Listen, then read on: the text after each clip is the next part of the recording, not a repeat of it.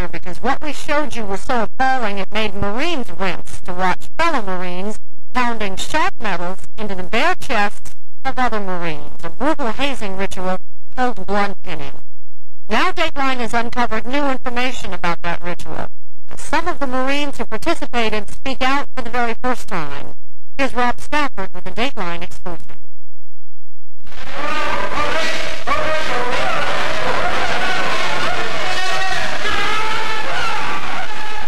The pictures were graphic and disturbing. Young Marines crying out in vain.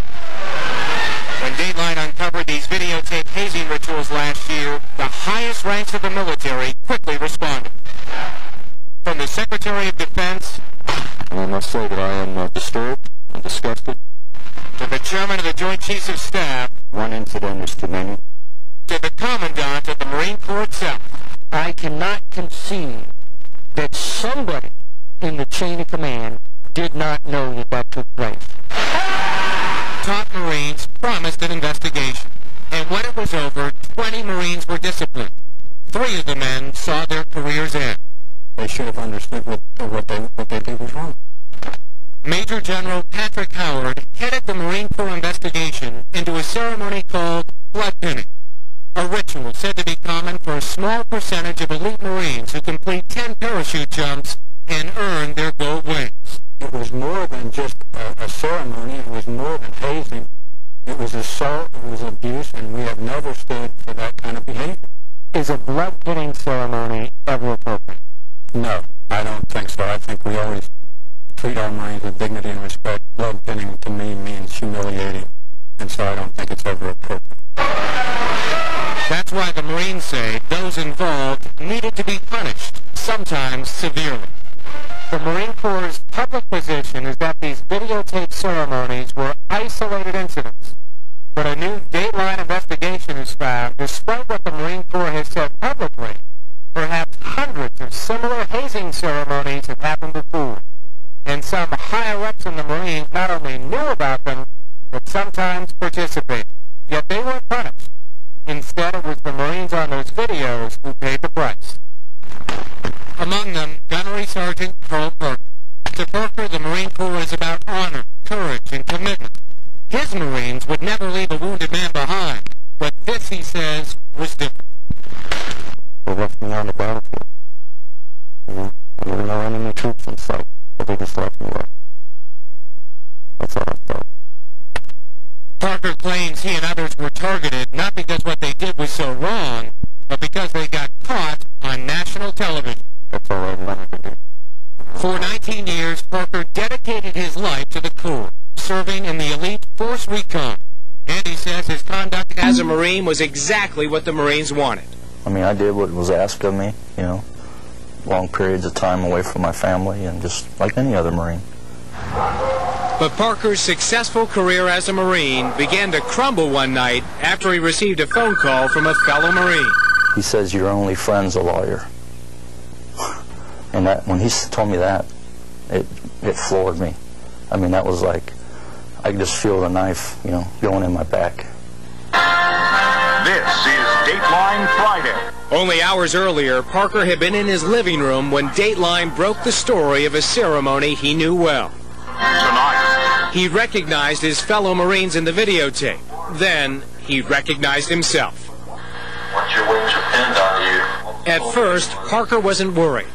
But to his disbelief, the Marine Corps forced him to retire after his 20 years of service were through, because he'd been the senior enlisted Marine present that day. When you saw yourself participating in a gold wing ceremony that was shown on national television, did you realize that your military career was over? No, not even. Not Marines, you know. Man, we chew nails and spit lead. We thought the whole situation would fix itself once they realized how big it was. A lot of people want these, and only a few people earn them. In fact, despite what the Marine Corps says are isolated incidents, Parker insists that blood pinning has been a rite of passage throughout his career. In your 19 years in the Marine Corps, how many gold wing ceremonies did you witness? Oh, about over 200. Over 200 ceremonies. Blood pinning, he says, has always been a sign of honor and brotherhood. But now it posed a big public relations problem for the Marines. And Parker was being punished for something he says he's seen others do for years. Because I turned up on national television. I mean, that's cut and dry right there, because, you know, the Marine Corps, they like their image, and their image was, you know, smeared a little bit because of that. And the ceremony in question, Parker says, wasn't even the worst of them. On a scale from 1 to 10, the one you saw in the 93 video was about a 5. That 1993 ceremony that we saw is an average gold wing ceremony? In my 19 years of doing it, I'd say yeah. So just how prevalent were gold wing ceremonies? We don't know for certain. But Dateline did obtain this letter written by a general on behalf of the Commandant himself, the highest-ranking Marine. The letter acknowledges the prevailing gold wing climate that existed in 1993. No! And there's more than just that letter. Sources among the enlisted ranks who wish not to be identified provided Dateline with these edited videotapes they say show other gold wing ceremonies, just as Parker described. 2 of those Marines have also now been disciplined. A brother of the gold wing. In fact, this ceremony, which the Marine Corps claims it knew little about, was somehow known even to Hollywood producers who featured it in this 1986 movie, Death Before Dishonor. 90 pound at home! And even in Hollywood's more sanitized version, the ceremony was still violent. How can this be an isolated incident? Staff Sergeant Bob Hall was among those caught on video during that 1993 ceremony.